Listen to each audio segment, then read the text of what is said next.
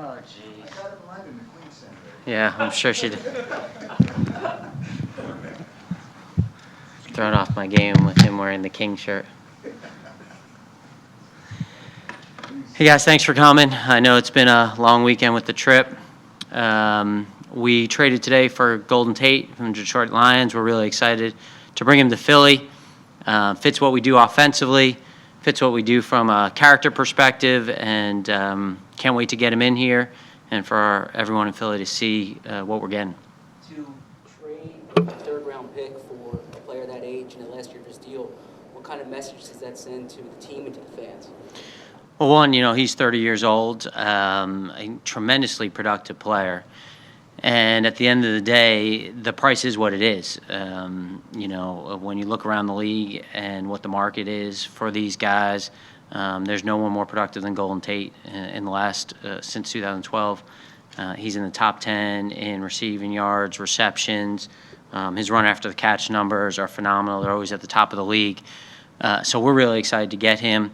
You're always trying to get the best price. There's no doubt about it. But we're not trying to win the trades. We're trying to get really good players. And the message to our fans, to our players, to our coaches, to everyone in this organization is our foot's always going to be on the gas. We're always trying to win.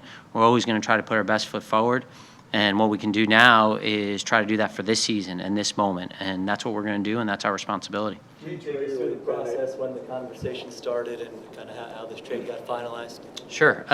Lots of conversations over the last month or two, really, starting at final cuts and continued conversations with people. I can tell you that our staff has talked to every team in the league. Any player that you could imagine we'd be interested in, we've inquired about. That's our job. We do our due diligence on all of that, and have had conversations with the Detroit Lions and their general manager, Bob Quinn, who does a heck of a job for them, and just kind of continue those conversations. And it got to a point where we had to weigh the prices of everything that was on the market and look at what would it be if we did nothing. And we felt like this was a really good move for our football team and a move that we were really excited about. Tate's one of the league's top third down receivers, Howie. That's an area you guys have been kind of up and down this year after a really good year as a third down team last year. How did that play into the appeal of bringing him aboard? Yeah, certainly a big factor in terms of improving our weapons and our supporting cast around our quarterback. We know we got good players on offense already.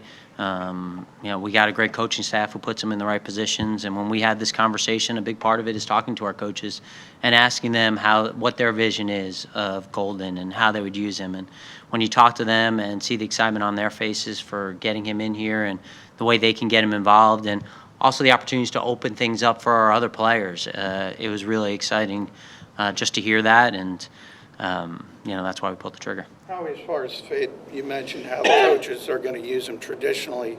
He's excelled in the slot, sort of what Nelson is very effective at as well. Is that a bit of a redundancy or just adding good players? No, you have versatility there. All those guys can play inside and out, and that's the excitement that our coaches have, is that you're not just having one guy lined up in a particular situation and defenses know this guy's going to line up there. And for us, that's another part of the excitement of bringing this guy is his inside-out versatility. Same with Nelly, his inside-out versatility. Alshon lines up inside and out, and our coaches have a game plan for all those guys. Certainly our tight ends in the middle of the field and the damage they can do. And we're going to get some guys back too. So we want to be multiple on offense. We want to be a handful for defensive coordinators. And this guy is a heck of a player, and I think our fans are going to be really excited to see him in Eagles Green. Having the draft picks that you have, the wealth of draft picks that you have, did that make the price a little bit easier for you guys in negotiations? I'll tell you what, it's like you could look at it one of two ways. Sometimes you kind of, when you have money in your pocket that you're given, you kind of sit there and you go, well, this is extra money, it's found money and I'm going to use it like that. But the way we look at it is, we had this extra pick, but it was our pick. So it wasn't one that we were just going to say, hey, because we have an extra two, we're just going to be flippant about how we throw picks around. It was about the value of this player for our football team, what we think he could do for us, and obviously the market that was going on at this time. And we know that it wasn't a cheap price to pay, but again, we're not trying to win the deal, we're trying to win games. As a follow-up to my first question, I guess a better way to ask it is, it seems that this trade really indicates at 4-4 you feel like you're very much still a contender. Is that accurate to say? Oh, there's no doubt. We have a lot of confidence in our players and our coaching staff.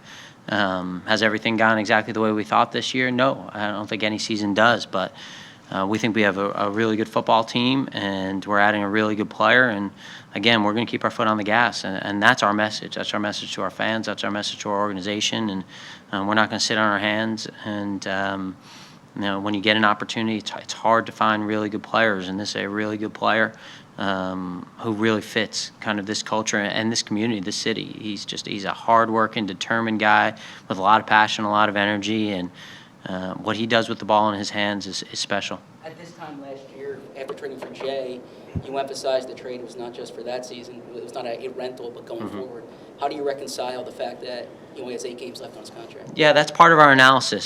Certainly, when you're looking at it, you have to balance the fact that he's going to be a free agent, and we have a bunch of free agents here, but we did all of that research and background onto the ramifications of which way this can go, and we were comfortable with it at the end of the day.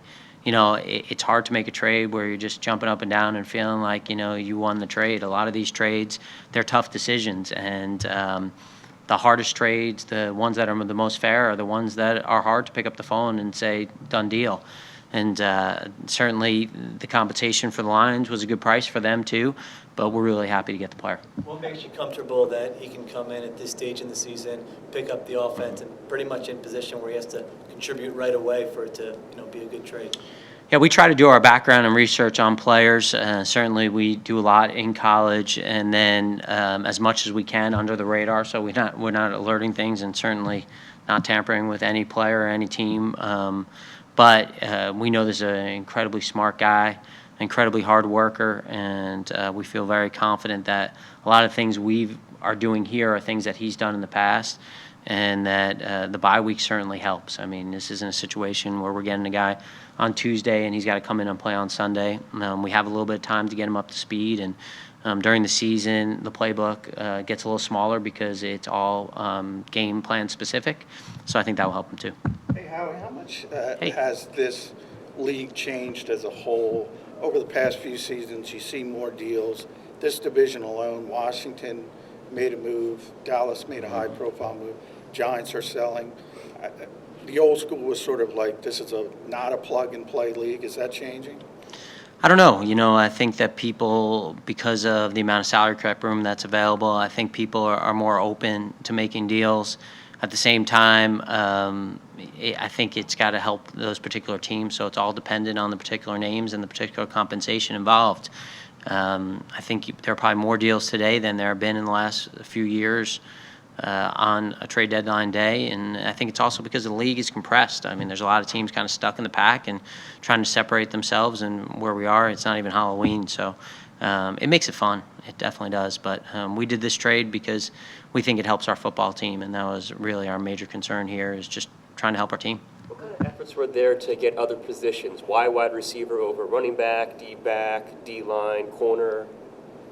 Yeah, again, as we talked about here, there was no question about the efforts we've made here in the last couple of weeks. And then we just try to find the best player that fit our system and that fit our culture. And when we looked around, it's a supply and demand market, and you got to deal with what the supply is on the market and then whether you're willing to pay the price. And so for us, this was a player who's a playmaker. You just can't put him into a position. He's so good with the ball in his hands. He can play inside and out. He's got return experience as well. So, he doesn't just fit in a box, and he can help in a lot of different ways. And then when we look at our skill positions as a whole, and maybe some of the guys we got coming back, we're really excited to get going here for the second half of the season. As a follow-up to that, a 2-part roster question. What's this mean for Mike Wallace and Matt Collins, first? And then second, what move was made to get Golden on the roster? So I'd answer generally in terms of injuries. I'm not going to discuss any specific injuries, but certainly in constant communications with our medical staff. about when guys are coming back, and we want to add to this roster. We're optimistic that we're going to add internally to this roster, and for us, when we were looking at this moment in time, it's not only this move that we're making, but some guys that we anticipate coming back for the second half that we think are really going to add to our team. They're almost like making additions without giving up the draft pick. They still think that? I mean, there's still plans. There's still potential plans to happen. Oh, there's no doubt that there are guys that we have 2 return-to-play spots that we can use, and we're going to get guys healthier here in the second half, and we're excited about that. In terms of the roster move, we've made a roster move. We want to communicate it to the player first, so I just want to be respectful of that, and we couldn't get in touch with them. How much is the compensatory pick kind of that factor into your analysis when you do have a guy who could potentially leave after 8 games? Yeah, I think last off season was the first time we spent time and effort on the compensatory system, and going forward, that's something that we're going to have to look at, and we're looking at it as we evaluate our roster and think about our picks going forward. And we anticipate we're going to get some good ones this year. We do have a bunch of free agents after this year, and when we sit down in the off season, that's going to be part of our calculation and a formula, and certainly part of our analysis whenever we acquire anyone or think about signing or extending players at this point and in March when we get to the free agent market. Did the logistics of the London week kind of delay any potential deal of happening, just because of all the stuff that goes on during that time? No, I think the interesting thing about London is we get this 5-hour head start on the day. So it's different than being on the West Coast where you're playing from behind. We were kind of ahead. So I know I was sitting at my phone and I'm going 4 a.m., 5 a.m., bad time to call. Yeah, that's probably not right now. So I don't think it was any factor other than coming home Sunday to Monday. So. Excited, very excited. A lot of happy people upstairs, and our owner's very excited about it too. This is a guy that we've had so much respect for as a competitor, and playing against him and watching him play and seeing him in cross tape, and just fun. I think our fans, our team, just getting him here, seeing what he brings on the field, off the field, to the practice field, the competitiveness. That's what we're looking for. Not that we don't have it now, but it's just going to raise the level of everyone. So excited to acquire him. Thank you.